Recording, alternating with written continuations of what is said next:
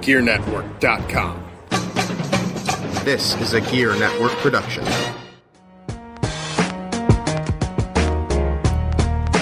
Ladies and gentlemen, it's your boy, Mr. Perez, and you're listening to the Better Live Than Dead podcast, brought to you exclusively on Gear Network. Listen in. How is it going, everybody? Episode number 93 of the Better Live Than Dead podcast is live in your ears, in your headphones, on your computer, wherever you may listen to us. We are live. That's the most important part. We're back, baby.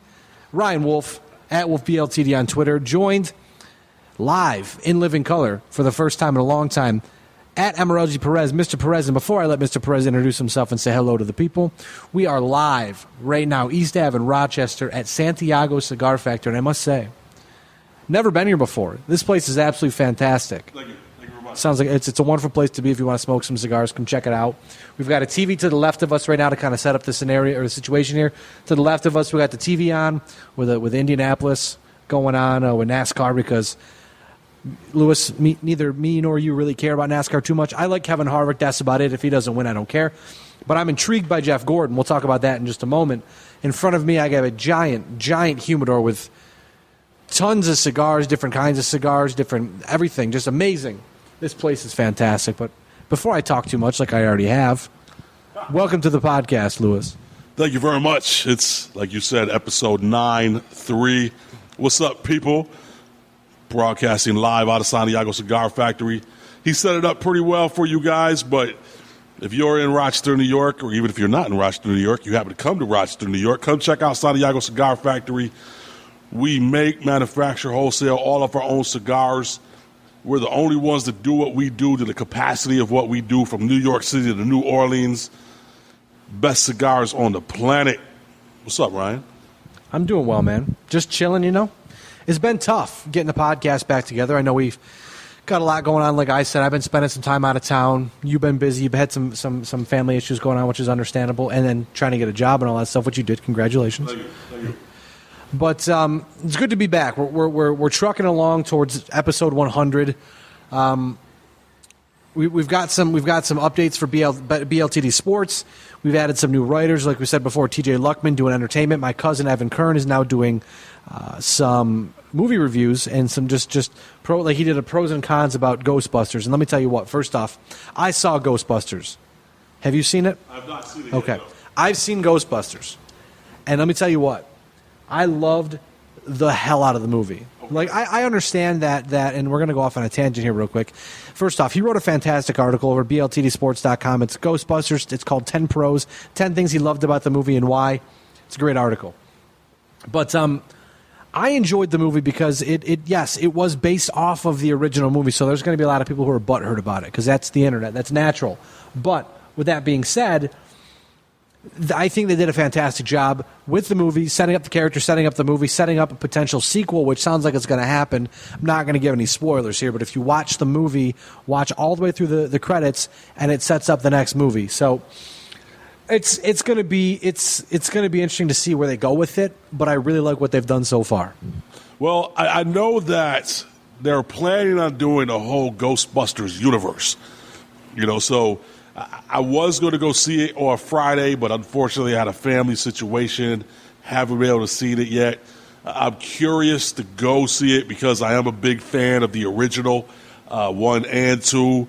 You know, last month I actually went and saw it on the big screen, which was cool. That's how I saw it the first time. Right. So I'm curious to see what they're going to do with it. I know they're going to have a guy's Ghostbuster and a female Ghostbuster, you know. So I'm curious to see if they're going to ruin the franchise I love or if they make it a little better. Like I said, I think you'll enjoy. I know you're pretty harsh on stuff, so there may be things that you don't like. Where I'm just the average moviegoer. I like to watch the movies. I like to enjoy it for what it's worth. I mean, it's been a while since I've seen a movie I didn't like. I mean, last night I went out with my girlfriend, my lovely girlfriend. Aubrey. We went to Tinseltown and saw Secret Life of Pets because it looked like a dope movie, and it was a magnificently dope film. Like, it's just hilarious and just the way. I mean, the story, it's a feel good story. The entire movie it's a feel good movie, you have the part where stuff goes wrong, and then they have to find a way to make it better again, and then they make it better, and the movie's over. But it's just adorable. It was a great movie. It was super adorable. I am certainly going to make sure to watch that movie again when it comes out on DVD. I may not buy it; I'll rent it. But, dude, I'll tell you what. Like that was a great movie. I'm just trying to think about a better way to explain it, and I really can't. I said to my girl, I was like, let's go see Ghostbusters, and she's like, that sounds like a good idea. And I was like, she's like, well, we could go see Ghostbusters 8:45, and then she's like, we could just go to Gates and go see Secret Life of Pets. And I'm like, that sounds like a fantastic idea. No argument from me.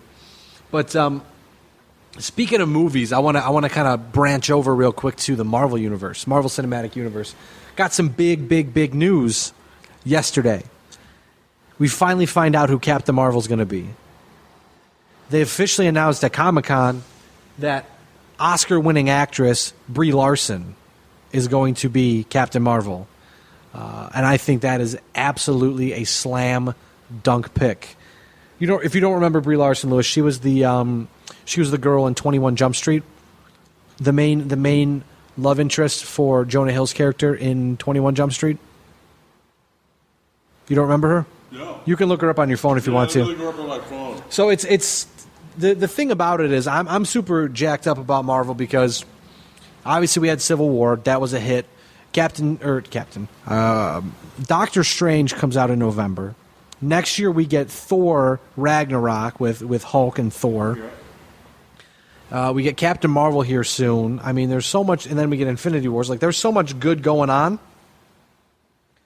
And it's hard not to get super, super excited when you see what's going on. I see who she is. Yeah, that should be good. Yeah, you know what? I'm actually excited because Kurt Russell is becoming part of the Marvel Universe. Guardians of the Galaxy 2, I'm sorry to cut you off. The Guardians of the Galaxy 2, yes. Kurt Russell is Chris Pratt's father, which that right there, I don't care if you don't like comic book movies. The fact that in a universe where Chris Pratt's character is a human, in a universe where there are no humans, and his father's going to be Kurt Russell, like, yeah, right. And his father's going to be human Kurt Russell, and it's going to be hilarious. I know. I'm not going to. No spoilers. I saw what's going to happen. I've seen what's happening. I don't want to comment on it because I don't know if anybody has seen it or not. But you're going to enjoy it. Anything that Marvel does, you're going to enjoy. We know that. But I'm very pleased with the announcement of Brie Larson as Captain Marvel. It's not Ronda Rousey, because for a while everybody thought it was going to be Ronda Rousey, right. And that would have been a tire fire. It would have been. I'm glad it's not Ronda Rousey. She's actually busy right now doing Roadhouse. I don't know if they're going to call it Roadhouse because it's a remake of the original Roadhouse, which is one of my favorite movies ever. So I'm curious to see if she's going to ruin that. But no, I'm looking forward to what Marvel's doing. And actually, I got to be honest with you, I'm actually looking forward right now to some of the stuff that DC is doing. Suicide Squad looks awesome. They released yesterday the Wonder Woman official trailer. That looks pretty darn good. And they released the Justice League official trailer. That looks pretty darn good. There actually is some big movies coming out that I'm looking forward to, including Kong Skull Island. That looks like it's going to be awesome, too. With Brie Larson and Tom Hiddleston. So it's going to be Captain Marvel. And in that Kong movie, it's Captain Marvel with, I just completely forgot his, Low-Key. Low-Key. How amazing is that going to be? I mean, this is what happens to me when I watch movies, Lewis. I see, like, an actor, like, for instance, Tom Hiddleston.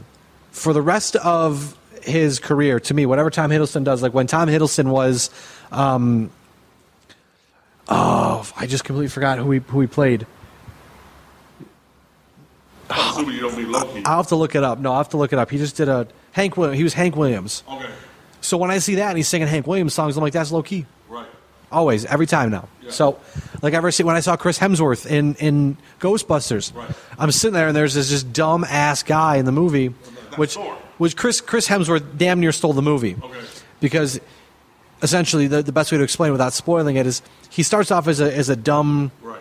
kind of add-in, and then he becomes the key part of the movie, Right. Chris Hemsworth. So every time Thor, I'm like, that's Thor. Right. That's Thor. That's not Ghostbuster guy. That's Thor. But so yeah, that's what happens to me with movies. I just fall into the trap of I love a character for the role. Like to me, Charlie Sheen is always Rick Vaughn. Okay. Always Wild Thing. Right. That's just how he always is to me. Just a bit outside. Exactly, and that's a good transition over to the sports podcast that we're trying to do here today. I don't have too much to talk about as usual, but we've got enough to talk about. I mean, we're already about 10 minutes into the podcast right now. Looks like you might have a customer. ATM machine right across the street. Yeah, right connected to cans. Guy just need an ATM. I thought you had to actually do your job, but unfortunately, That's not. I guess you don't got to do your job. Not right now. First off, we're just going to talk about Tom Brady first off because we've missed some time here. Nothing too serious that we need to talk about. It's just more or less grazing over what has happened and what is continuing to happen. Tom Brady's his appeal was denied. Oh, you got a phone call. That's a text message. Oh, it's a text message. I remember that used to be a ringtone for your wife. I switched my phones out. Oh, that's not good. Well, anyways, back to the podcast here. Tom Brady's appeal was denied, and his only real option left was to move forward and take his appeal to the Supreme Court. If the Supreme Court didn't take the case, he was out of luck and he would be suspended. But after they declined his appeal, Tom Brady flat out said, "You know what? I'm sick of fighting. I'm done fighting. Let's just do this." And I mean, at this point, to me, it would make more sense for the NFL just to say, "Look, fuck it. We screwed up. We overstepped our boundaries, and we shouldn't suspend you. We dragged you through the mud enough." But the NFL, being the NFL, they continue to push and push and push and push. And Roger Goodell thinks that he's like a grand champion now. But I saw there was a recent article that came out through, I think it was Sports Illustrated. Peter King said like 95% of sports fans he talked to, I think it was like 250 people he talked to, 95% of the people said they don't like Roger Goodell. Right. And they just hired a PR guy who saved Bill Clinton's ass after the Monica Lewinsky scandal. So now they've got a PR guy brought in to save Roger Goodell's ass, which I think is hilarious. But with Tom Brady accepting a suspension, Louis, what you thinking about that? Well, let's talk about Roger Goodell real quick. Did you watch the ESPYs? I watched John Cena tear Roger Goodell apart, yes. That was hilarious when he compared him to Vince McMahon. That was funny. I wonder what Roger Goodell thought about that. Actually, you know what? I don't care. Let's be honest. All these people are saying because the suspension got upheld, this is a validation that he cheated. And, do we know if he cheated? Not really. And let's be honest, like we said before, deflating the balls makes it better to grip but harder to pass. It floats a little bit more. I think the suspension is stupid. I think it's ridiculous. I think that the NFL is going to be really, really hurt when Brady comes back and starts lighting up everybody. I think you just pissed off the wrong quarterback. So I'm glad it's over because it's been a fiasco for over a year now. And now we can move on and concentrate on actual football. But I feel bad for the Patriots organization. They paid the fine with the understanding that Brady wouldn't be suspended. Then they went forward and suspended him anyway. And then there was the whole rigmarole with the lawsuits. So it's over. Let's concentrate on getting onto the football field. And hopefully Brady's not so pissed that they win another Super Bowl. I'll tell you what, I actually already predicted with some friends off the air that when Tom Brady returns, the Patriots will probably end up winning the Super Bowl this year. Yeah, I would not be surprised if that's what happens. The last time the league pissed off Tom Brady, what happened? They went out and won the Super Bowl. Yeah, exactly. So this is going to be very interesting. It's going to be a consolation prize. Yeah, it's going to. I think Roger Goodell's not going anywhere. There's no doubt about that. But he'll put this up on his wall like a guy when he kills a deer and puts it up on his wall. It doesn't mean much. Cool, you did something cool. Congratulations. In the grand scheme of things, it doesn't mean much. Right. But we've got training camp starting here, I think, in the next week. Yep. It's almost the end of July. Where the hell did that go? But Kind of crazy. we'll be talking football more soon. Got to get the I don't know what's going on with the Wolfensteiner Football League, the official fantasy football league of the Better Live Than Dead podcast of BLTDsports.com. We'll figure that out here shortly. But I might even do. Actually, I just thought about this. This just popped into my mind. We should do a Better Live Than Dead, like a pick'em, like a week to week Survivor. It's like a Survivor thing where you have to pick a team. You can only pick one team, the team once, and everybody, like if you put $5 in, for instance, you get 10 people to do it. Winner gets $50. Something like that. Something random. We'll talk more about it off the air. But football's coming up. I probably won't watch the games. I'm just going to try to play fantasy football without actually watching football because, again, we discussed this last year. Football kind of turned me off. I mean, I went into the year with the whole League of Denial. I read that book, and then I started paying more attention, reading more about it, and got real pissed about it and realized they're not doing anything about it. Plus, the Bills are just a tire fire of actual garbage. So I was, I'm just ready, and not only that, but I only have a third. If I had a day off during the week and only have a Sunday off as my weekend, why do I want to sit around and watch the Bills get their asses kicked every week? Well, you know what? Honestly, I will watch the games like I always do because, sure, there are issues that the NFL needs to correct, but I still love football. So I will watch the games, and I will report on them for all the fans who like the NFL. I still read the stats, and when you read the stat sheets, I mean, like I used to get the podcast ready by reading the stat sheets, right. And everybody would say, "Hey, sounds like you know what you're doing," and I would just say, "Hey, thank you." I don't really know, but I'm faking it. But you gotta fake it to make it sometimes. You gotta fake it till you make it. That's exactly what I always say. But we'll talk more about football here in the coming weeks. We've got sights set on training camp. Maybe we can get down to St. John Fisher one of these days and report live from St. John Fisher. We'll see. But I want to move over to baseball now. We've got a lot of baseball news. Hall of Fame. It's Sunday. I don't know what the day is today. 24th. The 24th, Sunday, July 24th, as we record this podcast live here at Santiago Cigar Factory in East Ave in Rochester, New York. Myself, Ryan Wolfe, and Mr. Perez on the microphone. Hall of Fame induction ceremony was today, so Mike Piazza and Ken Griffey Jr. are forever immortalized now. As of today, the plaques are going into the Hall of Fame. The kid is a Hall of Famer, finally. One of the greatest pure hitters we'll ever see. If he didn't get injured, if he wasn't so injury-prone towards the end of his career, may have been the greatest home run hitter we've ever seen. He's up there. I mean, he doesn't have the most home runs in the. I just looked at the TV and blanked out. He doesn't have the most home runs in baseball history, but he's up there. I mean, he's got a boatload, and he's just one of the purest hitters we've ever seen. Like I said, it's crazy because I don't know if we'll ever see a player like Ken Griffey Jr. again. Right. But I mean, I don't want to take. I'm going to take a stab in the dark here because it's our podcast and we can do what we want. That's right. But I would have to say Mike Trout maybe has the chance to be the next Ken Griffey, just in terms of pure hitter and power and all that stuff. But I don't want to say he hasn't proven it yet. But, I mean, Mike Trout has done a pretty damn good job since he's come in the league. So I would have to say if Griffey, or if Trout isn't the next Griffey, we may not see one again for a while, if ever. Well, Ken Griffey was a completely different type of baseball player. Absolutely. He was incredible. Career average, batting average was like 284. I mean, that's really good. You're never going to find someone that played the game like Griffey. He never took a play off. You'll see some players out in the outfield. They'll run, but if they know they're not going to get to the ball, they won't run hard. Ken Griffey ran hard all the time. And you're right. I mean, if he had not been injured as much as he was, he probably would be top 2, top 3 home run hitters of all time.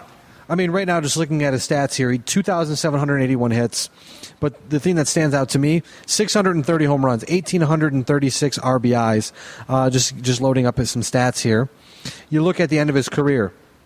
I mean, when in his prime, when he was 32, he played 70 games. 33, he played 53 games. When he was 34, he played 83.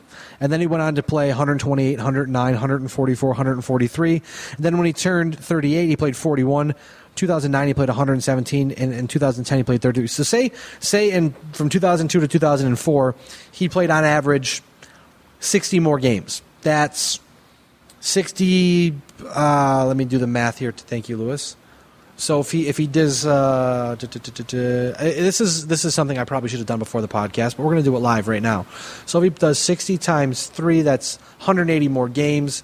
So we'll do 180 divided by 0.284. I mean, if he hit a 284 in those 180 games, if I did the math correctly, he'd have 130 or 634 more hits. Right. And out of the 2,000, what was it? 2,781, so 2,781 divided by 630 equals, that's wrong. Let me do that again. 630 divided by 2,781 equals, so 22% of his hits were home runs. So what's 22% of, what was that, 634 divided by 0.22? No. I'm really bad at doing this, guys. Well, just think about it. I mean, he had 30 home runs. You know, if he had played full seasons and not been hurt, there's a very good chance that he would sit on top of the home run stats. He would probably be number one when it comes to that. So it is a shame that he got injured so much during the final part of his career. I would love to see it because Barry Bonds, you know, he ended with 762 home runs. So if you're looking at 762, and Ken Griffey's got 630, did we say 630? Yeah, I mean, at this point, I'm just doing the math, and I might be wrong at this because I just did it. I kind of split it in half and split it in half. I took 634, cut it in half, which is 317, cut that in half, so that's 50%, 25%.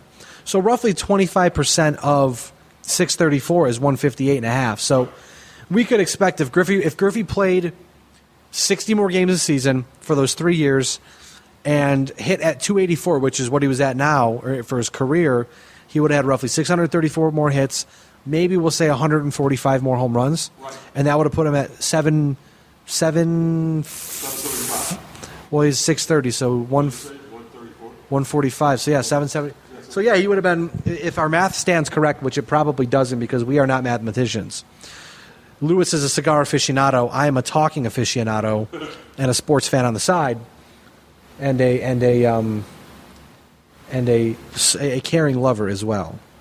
I knew that would get a good pop from you, Lewis.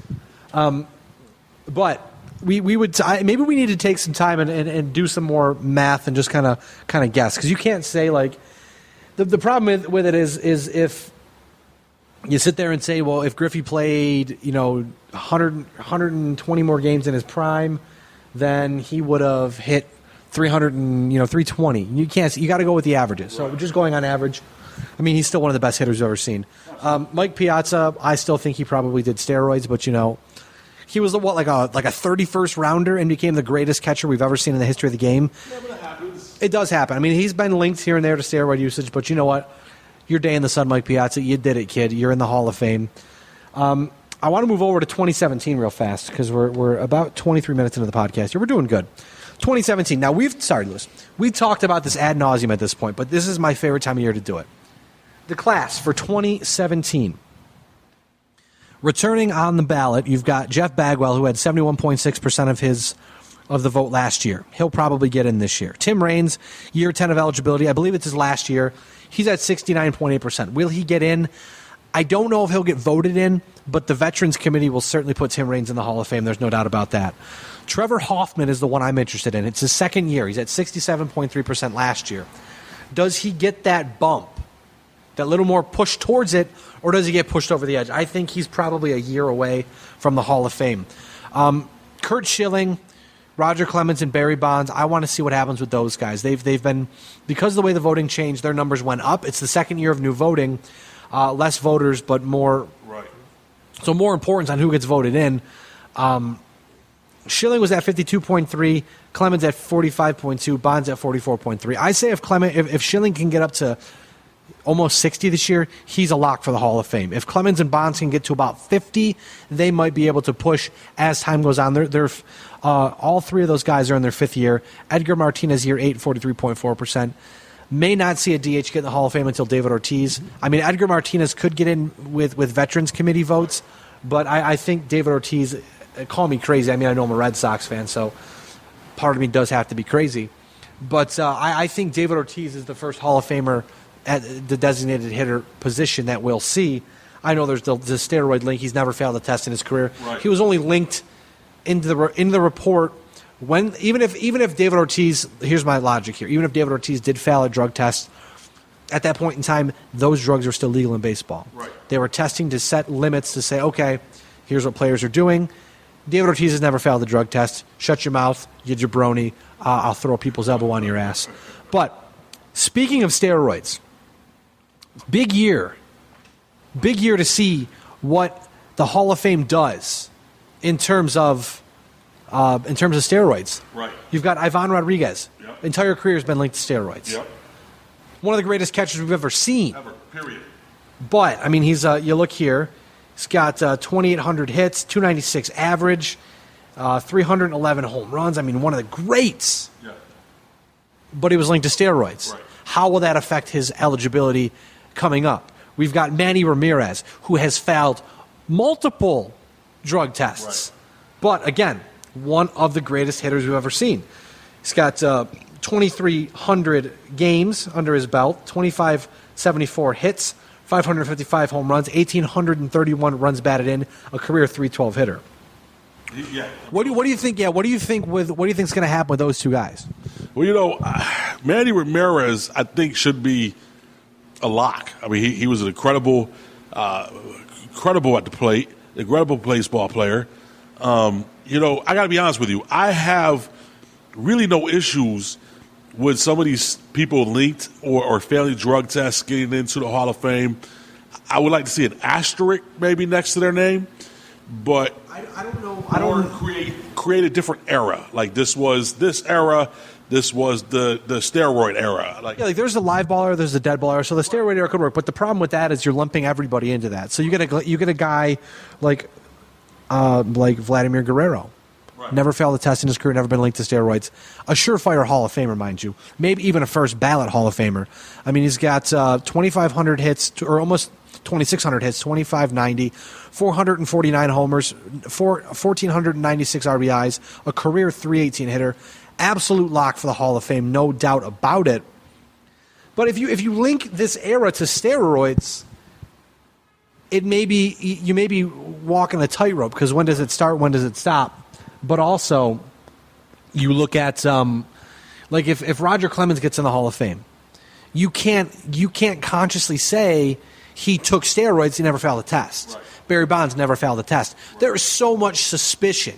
You could write a life story on the amount of suspicion they have on these guys, right, but you don't have that failed drug test. Right. So you can say, I think, if anything, the Hall of Fame is like anything in life. You can do what you want, but make sure you educate people. Yeah. And then maybe say that, maybe when you read this information, linked to steroids, never failed a test. You know what I mean? Like Roger Clemens, one of the greatest power pitchers we've ever seen in our era, nonetheless. Right. Let me rephrase that. Roger Clemens, one of the greatest power pitchers, if not the greatest power pitcher in our era, not to mention all of baseball, in the history of baseball. Right.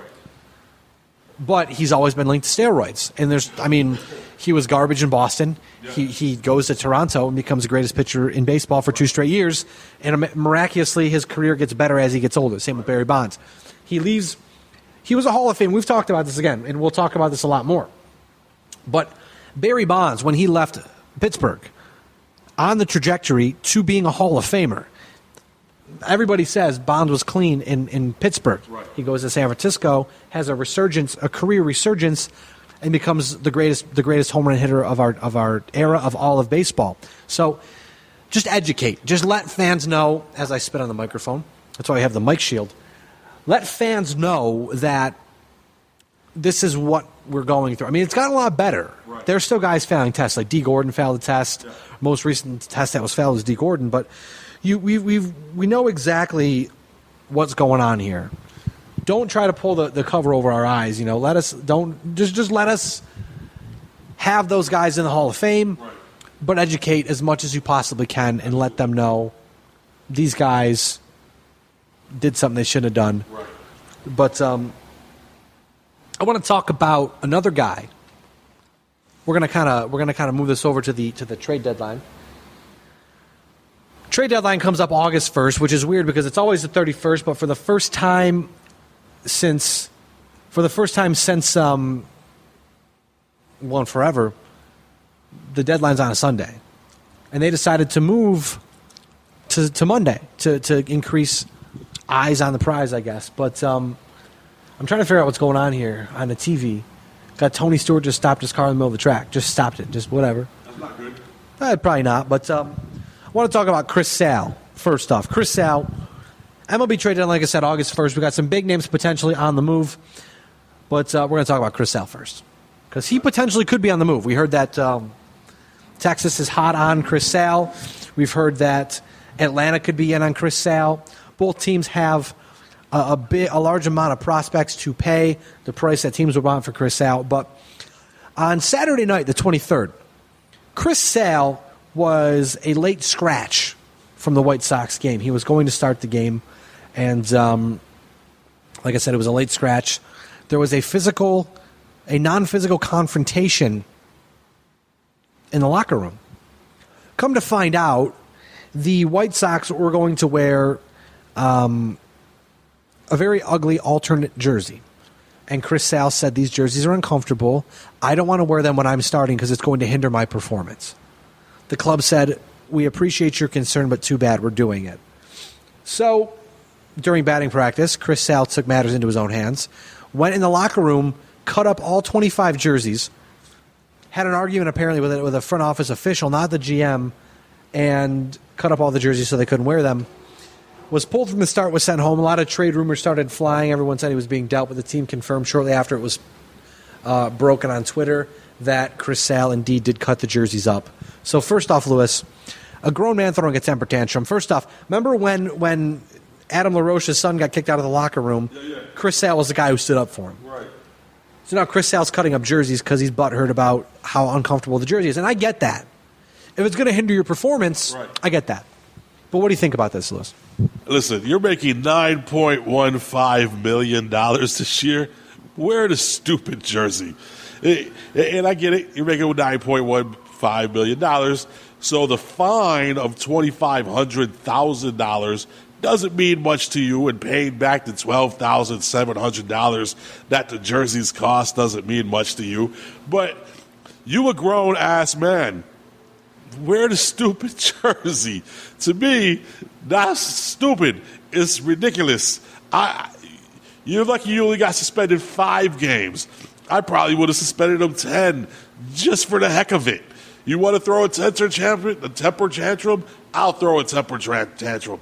You're suspended 14 games. I don't know.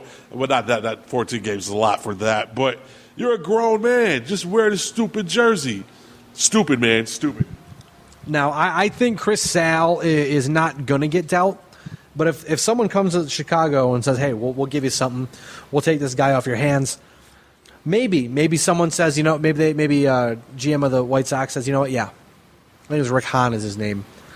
He may say, yeah, we'll do it, because apparently they want 5 top prospects from our organization for Chris Sale. And, I mean, he's worth it. He's absolutely fantastic. He's 14-3 this year. I mean, he's got a ERA of 3.1. 3.18. He's got a 2.99 ERA in the AL. I think the past handful of years. He's a 2.95 career ERA. I mean, he's a fantastic pitcher. But do you want to pay that price for Chris Sale? Well, I mean, he is yeah, I probably would. With those type of stats, that type of, he's turning around big time from last year when he was 13-11. Right now he's 14-3. I mean, that's quite a turnaround. So if you could keep that type of momentum and you could keep that type of arm, and you could help my team, then yeah, I'd probably pay some type of price for you. I don't know if it'd be a ridiculous price if you're going to throw temper tantrums like that, but I would definitely trade for him. Now moving over to the next target we have here, Jay Bruce, right fielder for the Cincinnati Reds. Now, Jay Bruce this year in 91 games, 20 homers, very cool, 69 RBIs. It's pretty nice. A 267 batting average. Now last year he only batted 226. Had an off year. I mean, the last 2 years he's had an off year. Batted 226 last year, 217 the year before.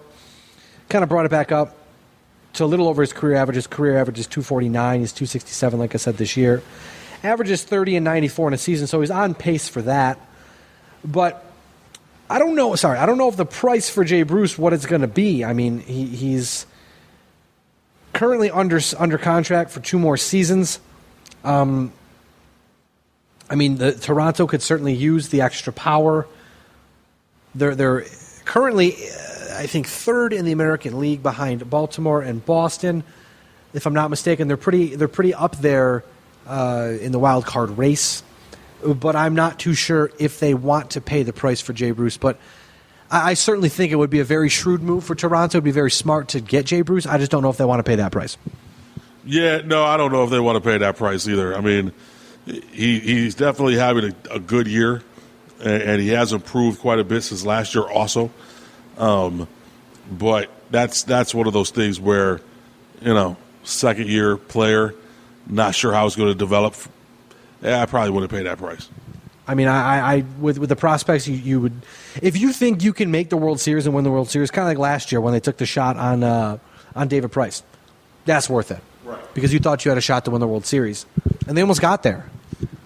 They lost to the eventual World Series champion Kansas City because of David Price. Yeah. But with that being said, I certainly think Jay Bruce, he's proven himself to be a good power hitter. Like I said, the average has been down the past couple of years, but he's a good power hitter. Got over 200 career home runs, all that stuff. But I don't necessarily think it's a smart move to make right now. If this next move we're going to talk about happens in Baltimore, then maybe you look into trading for Jay Bruce.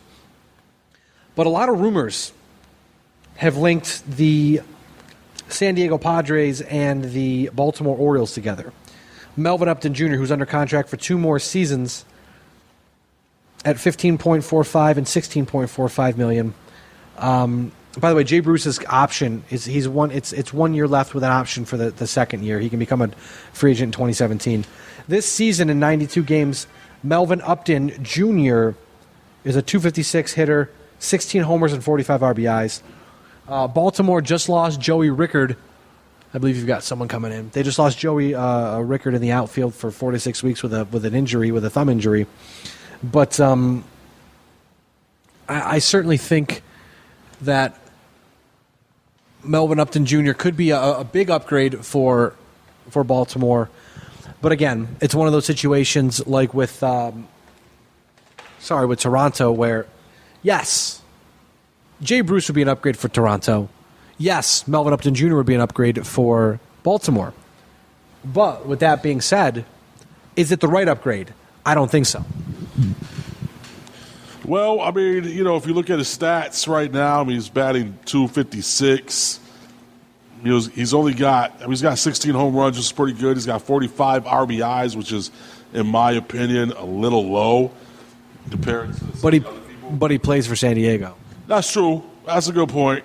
Jay Bruce does have 69 RBIs, which I don't think he should get any more this year and just keep it at 69, because who doesn't like that number? It's a very nice number. Yeah, it's one of my favorite numbers. But if you get those two players, I mean, they're having decent years. They combined could potentially definitely help you get to that next step. So one or the other, not so much, but together, I would probably do it.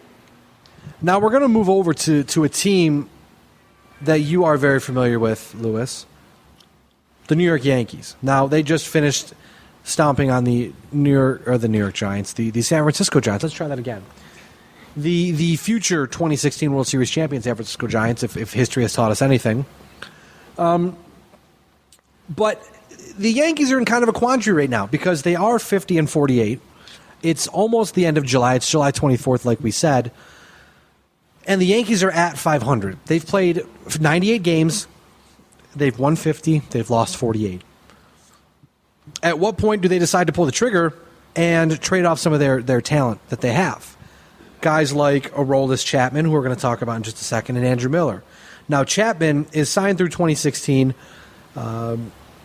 Be a free agent after that. What do you think in terms of we've got Chapman who's at 201 ERA, 3.0 record, 20 saves on the season and 31 appearances. With Chapman, first off, I do want to mention too, probably the best power arm out in the market, no doubt about it. But do you think the Yankees should sell and get something back for Chapman at this point? You know, I got to be honest with you. I would keep Chapman. You know, if you're going to stock the team with younger players, like the rumor is they might be waiving Alex Rodriguez, they might be waiving Mark Teixeira. If you're going to be bringing in younger players, I got to be honest with you. I would keep my 7th, 8th, and 9th inning pitchers and build upon what we have there. Chapman is throwing absolute fire. He hit 205. That would have been super fast. Holy cow. He hit 105 on the gun twice the other day. People are just whiffing at his pitches. That's the type of pitching and a closer that you want to keep on your team, that you want to build around, because you haven't had a closer that's striking out people and getting outs to that extent, you know, since Rivera. Well, hey, you better watch yourself real quick because Andrew Miller might have something to say about that. Last season, Andrew Miller in 60 games, 36 saves, 100 strikeouts. So, I mean, he struck him out at a pretty good clip. I have to go back to Chapman here and see what Chapman does because I mean, Miller himself is fantastic. Don't get me wrong. I think Chapman's the guy you got to deal, though, because with Aroldis Chapman, do you know if you're going to re-sign him? I don't think so. I don't think the Yankees are going to re-sign him just because they have Andrew Miller still under contract. Get it popped up here. You've got Andrew Miller under contract until 2018, $9 million per season. So I don't necessarily think you're gonna trade. I think if you're going to keep Chapman, you trade Miller. If you're going to keep Miller, you trade Chapman. I mean, if you want to speed up the process of rebuilding, you trade Chapman for a lot of pieces. You trade Miller for a lot of pieces. You put Betances at the back end. Try to go out and sign Chapman in the offseason. But at some point in time, the Yankees have to stop. You know, the best way to put it is shit or get off the pot, essentially. They're probably not going to win the World Series this year. So buying at the trade deadline makes no sense. You take a season off, essentially, take a hit. You get rid of A-Rod, you get rid of Teixeira, you bring in some prospects, you trade for some good arms, you trade for some good bats. I mean, the one in Chicago was Kyle Schwarber, the outfielder who popped his knee. Rumor has it that the Yankees are insistent a Miller trade or a Chapman trade includes Schwarber. And I don't know if that's going to happen. Maybe it does. Maybe the Cubs get spooked and decide to make a deal for him. But at this point in time, first off, also to point out Andrew Miller having a fantastic year, 6-1, 1.45 ERA, 74 strikeouts in 42 games, 43 innings pitched. Fantastic, 7 saves as well. This morning I did see that the Cubs are strong on Chapman. The Yankees are dissatisfied with the Nationals' offer, and they have refused to eat the $5 million remaining. So it will make the return a little less for Chapman. But I think on August 2nd, Aroldis Chapman is not a Yankee. I think Miller is still a Yankee, unless the Cubs decide to knock their socks off. I mean, the Cubs, if they get a Chapman or they get a Miller, probably become the favorites in the National League if they aren't already.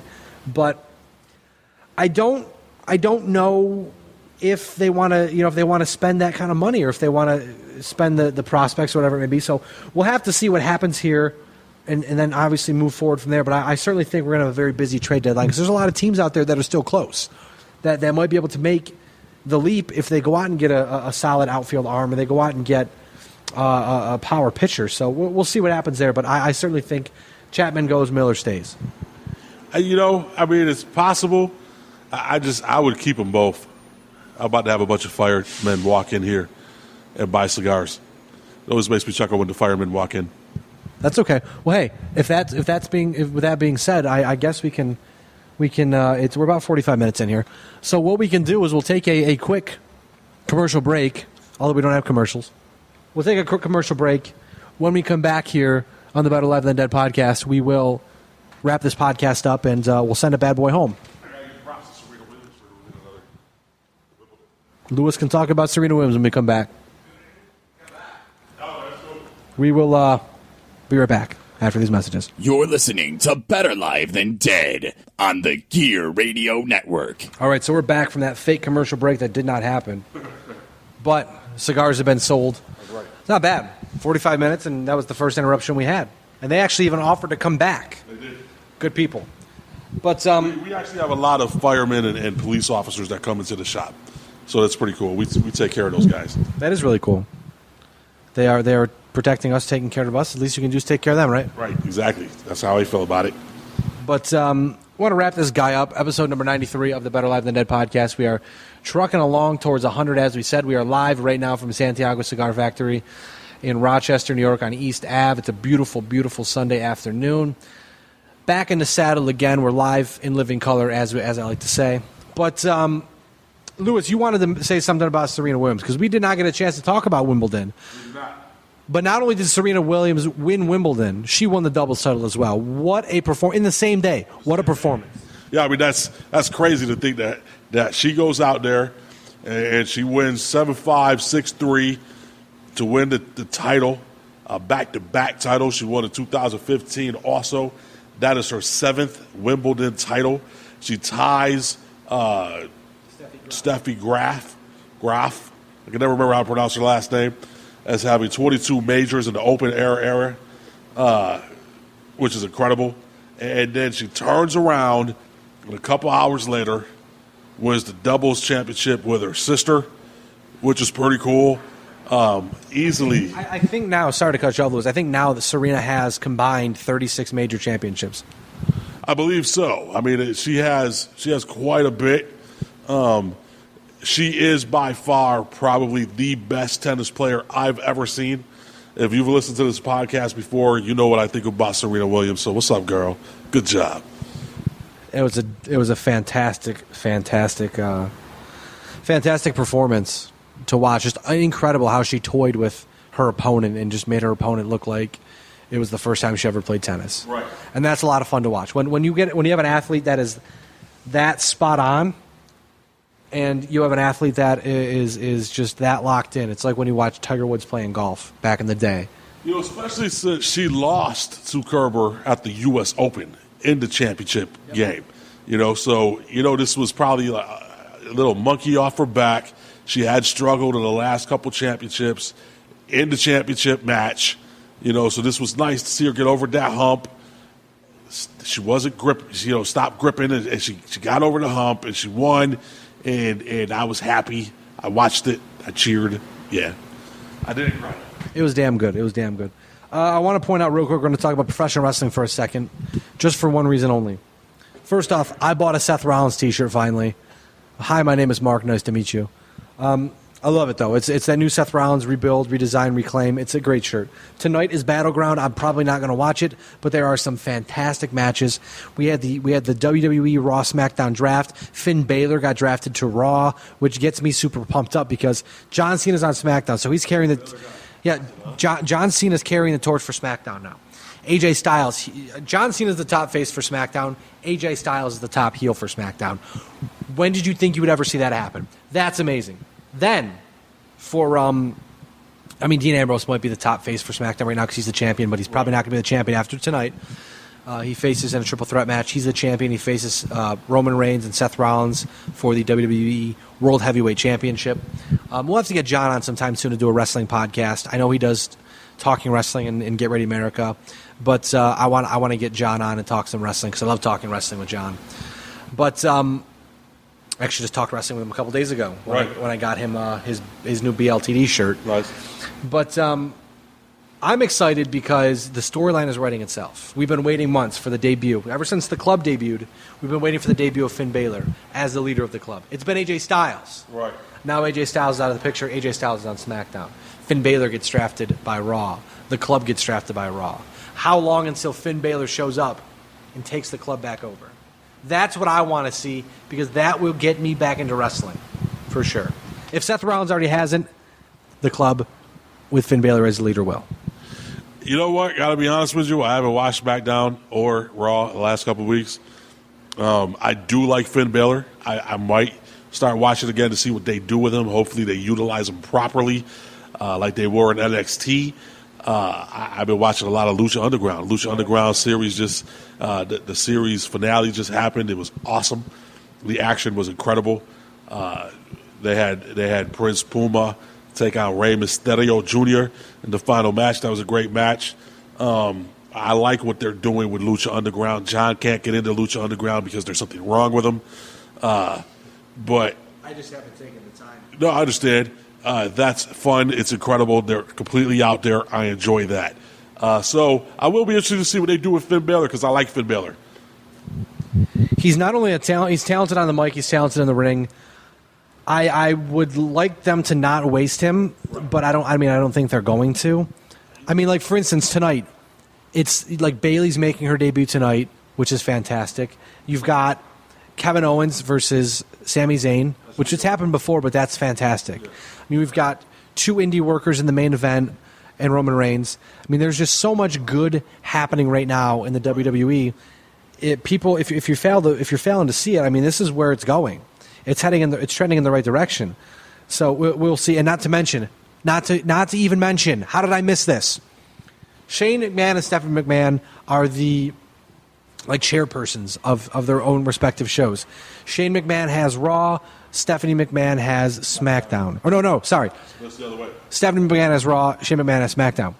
Stephanie McMahon named Mick Foley the GM of Raw. Shane McMahon named Daniel Bryan the GM of SmackDown. Right. Two rumored GMs we've had forever. We finally get them. It's going to be fantastic to watch that happen. Wrestling is going to be a lot of fun, my friends. Tune in because you know what? There's just up and down the card. There's just so much good stuff happening. And not to mention, I keep saying not to mention, I apologize. I just keep going through my head. So much exciting stuff happening. Enzo and Cass. Big fan of those guys as well. I like those guys. Enzo can talk.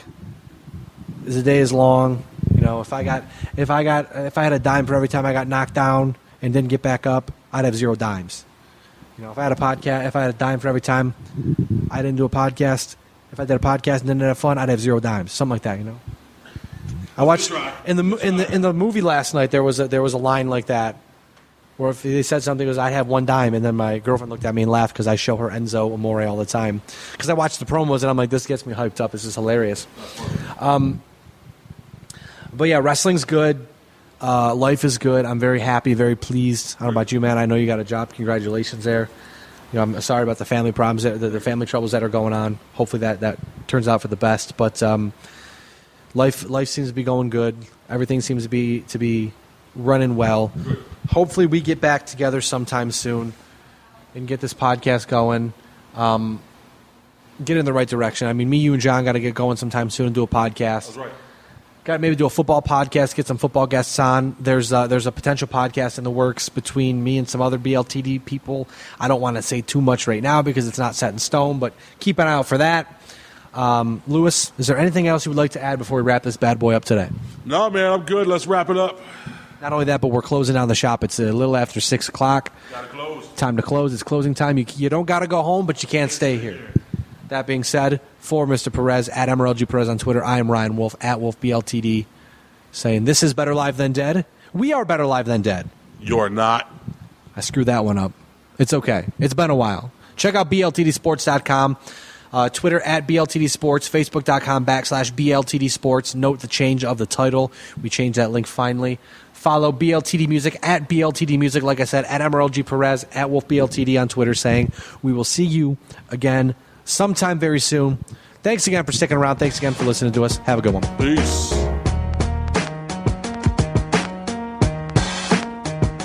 The preceding presentation has been brought to you by the Gear Network.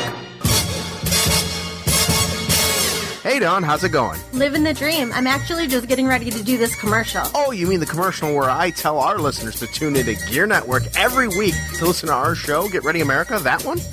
Yeah, John, that's the one. They can also listen to us talk about news, sports, whatever's on our minds, that. And a little of what's on our listeners' minds, but they're just too nice to say it. Well, that, Dawn, is a real humdinger. Humdinger. Come join us this and every week for Get Ready America exclusively on the Gear Radio Network. And the Gear Network app.